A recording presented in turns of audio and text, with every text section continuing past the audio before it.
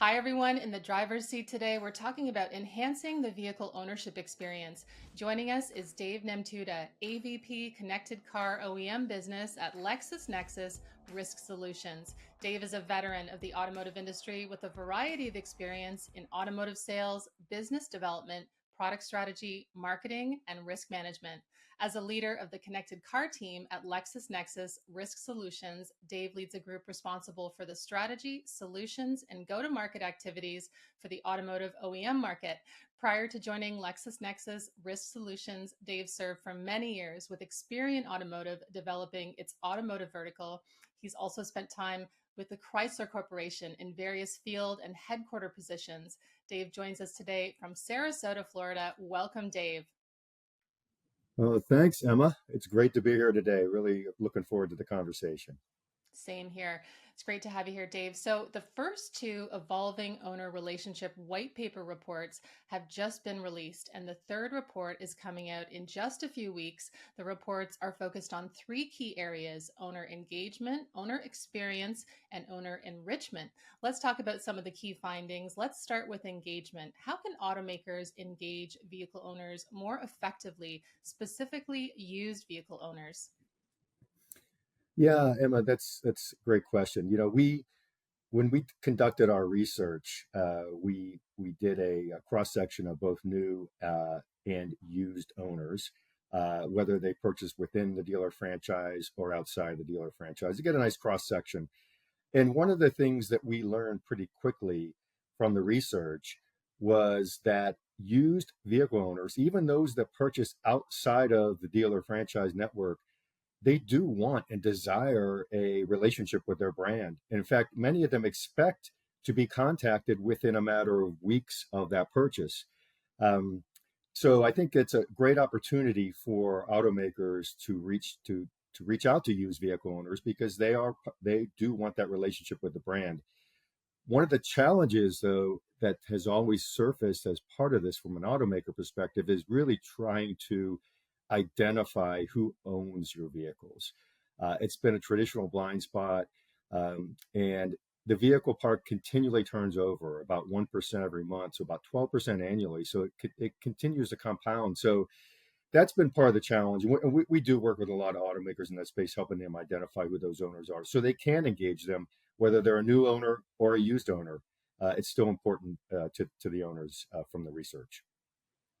Yeah, it really is. And, I've read that first report, and I think these findings, they make a lot of sense when you think about it, Dave. Like you said, making the used vehicle owners feel as valued and connected to the brand as the new vehicle owners. Now, Dave, the second white paper covers owner experience, and it's all about delivering an effective digital ownership experience as connected services programs and other connected features gain mainstream acceptance. What can automakers do to boost activation and conversion rates? Yeah, it's another great question, Emma. I think today, the owners and really at any industry, they really the expectation is that there's a relationship or digital experience that's put in place. And if you think back traditionally, kind of the way an automaker might approach the ownership experience, very focused on vehicle servicing, vehicle financing.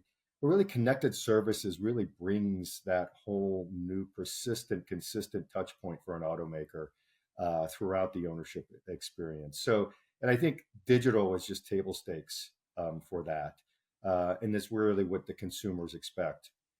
From what our research tells us, is that they really want consistency, whether you're a used owner or a new owner when it comes to connected services. They want the same offers, they want the same experience, and they've also we also learned that they owners really appreciate and expect some level of security within this digital process, digital interactions.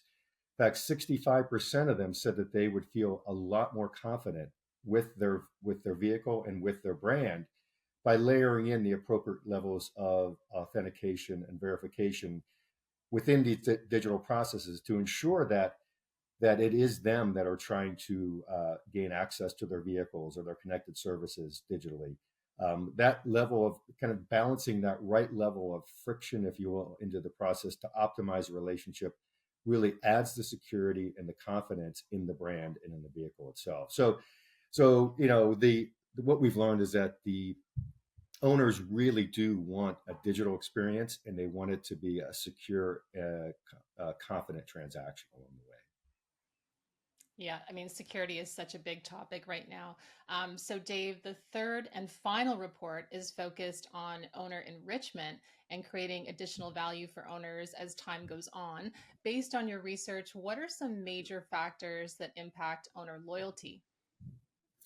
Yes, owner loyalty. I mean, it's gaining significance again in the marketplace. As the market gets more competitive and the consumers have choices again when it comes to purchasing new cars. And so, what we found is that a few of the factors that go into ownership retention or owner loyalty. One is, no big surprise, but again, just validation of the fact that when an owner goes through has a dissatisfied owner experience, very highly likely to defect the brand. When we performed the research of those that defected from the brand, 9 out of 10 of them were driven um, by a dissatisfied ownership experience. So again, just kind of validation of that proof point that keeping customers engaged and satisfied is very, very important. A couple of the other factors that we found was one was around when a owner is switching vehicle segments. So maybe going from a car to a truck to a car. That those switching of segments drives owner defection as well. In fact, 40% of the people that were shopping or going to looking at a new vehicle segment ended up switching their brands as well. So that's a big switching factor and something that automakers should definitely keep an eye out for. As well as the other interesting point that we found is that about 40% of the people that were bought a new car were adding to their garage. So they weren't necessarily replacing the new car they bought a few years ago. They were adding to the garage. And so this is a terrific opportunity for automakers to expand their share of garage. It could be a life event. They could be adding a child.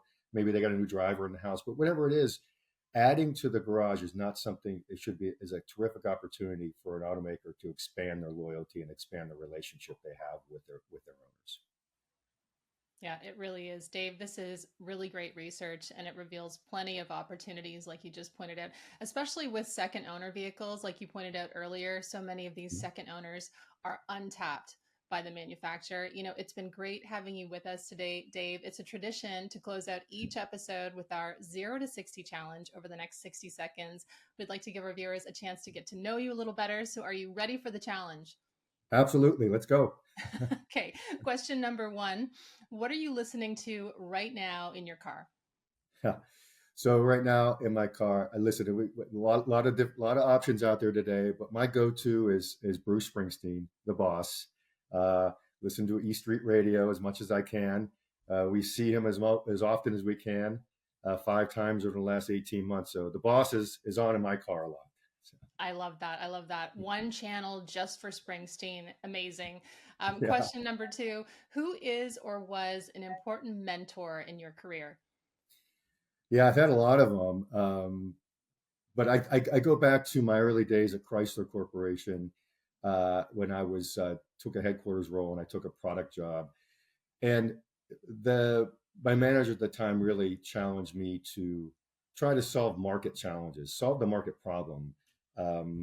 Understand the market, listen to the market, find that challenge, solve for that challenge, and you'll have a successful product. And I still live that to this day. I think it's rather basic, but it works.